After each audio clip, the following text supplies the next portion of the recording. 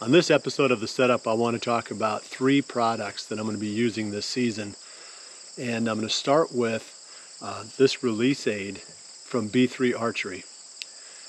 This is interesting to me. I've never tried this before, but it's an index finger release. It's their Hawk Swivel, but it's got a 2-finger trigger set up on it.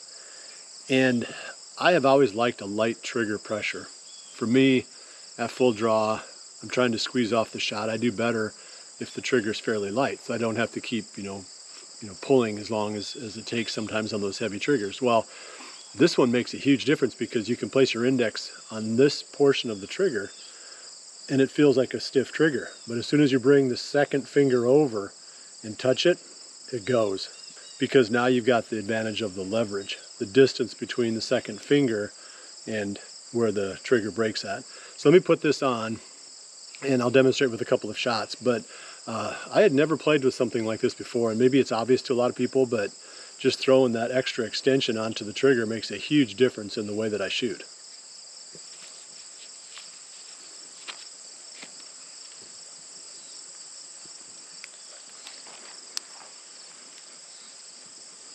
I've got the release locked rotationally, so it's in the right position where I can get into the loop real quick and easy. I don't like it if it's able to spin, then you're constantly hunting and trying to get it to the right position. So that's one nice feature, is rotationally you can lock it. But let's take a couple shots here.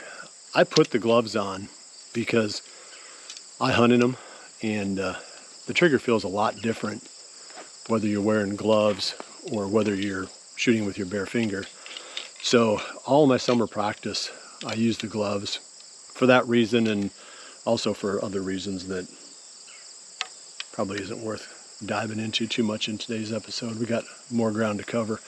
But okay, so just a little bit weird on getting your finger behind the trigger, because I've always shot these releases, with both fingers behind. This one I do better if I put one finger behind and the other one kind of on the side, because I got to get both of them around when I get back to full draw. So I'm set up like this. I hook real quick, hook. Now I can pull in behind with my index finger pushing forward. So let's go ahead and draw back and I'll show you that. So now I just settle my index in very lightly, bring the middle finger around. I put a little tension with my index and then a little tension with my middle finger, and it goes. It doesn't take hardly any pressure with that middle finger because, like I mentioned, it's got a lot more leverage being that far out on the trigger. So let's take another couple shots with this, and then there's not a whole lot to this other than the fact that it's unique and it might be something that you could benefit from too. Okay, fingers behind, draw back, index, light pressure, middle finger, light pressure, shot goes. You can see it gets me, every time it gets me by surprise. I don't have to pull the trigger. All I do is pull into the back of the valley real hard, not even real hard, but solid, and then just put a little bit of pressure with that middle finger and away it goes. All right, one last shot.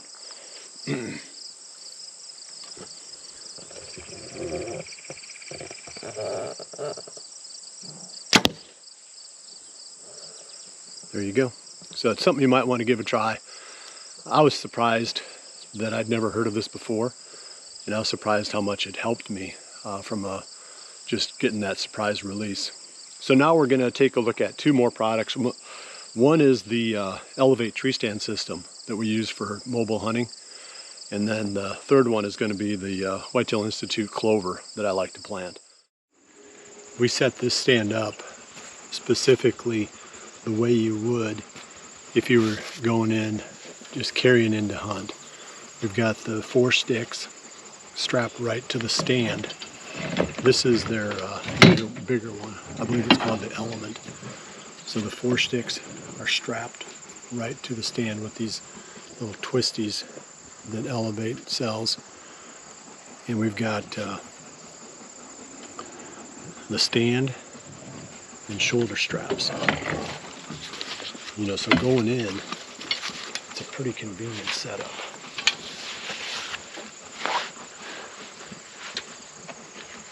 Got everything you need right there. You know, so it's pretty compact, pretty easy system. So this is the way I would go if I was going in to set up, just kind of on the fly. And I used to hunt this way all the time. I mean, it's a very, very effective way to keep the element of surprise because you can hunt new spots all the time. You know, you put the stand up, hunt it, take the stand down, move on. The next day, you pop up someplace else. So it's something to keep in mind if you have a lot of area to hunt, like a big public area, or maybe a lot of different options on permission, or if you own something big. I mean, having a system like this, I mean, I think every bow hunter should have one really portable setup for that kind of hunting, because you don't know when you're going to have to make a mid-season adjustment, or like I said, just to hunt that kind of run and gun style.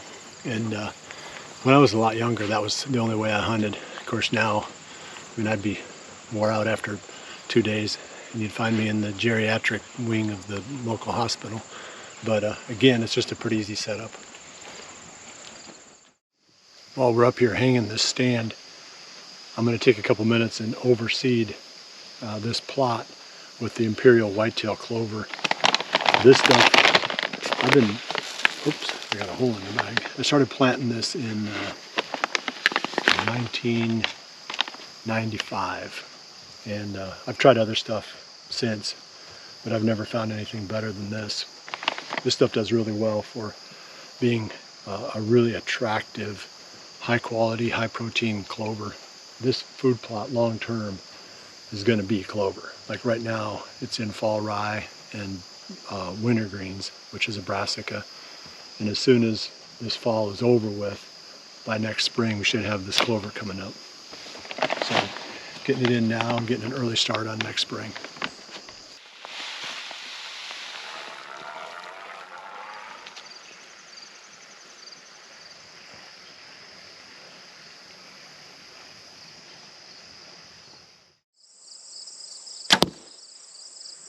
Well, I appreciate you joining me for this episode of The Setup. We'll see you right back here again in the future for another one. And remember to always dream big.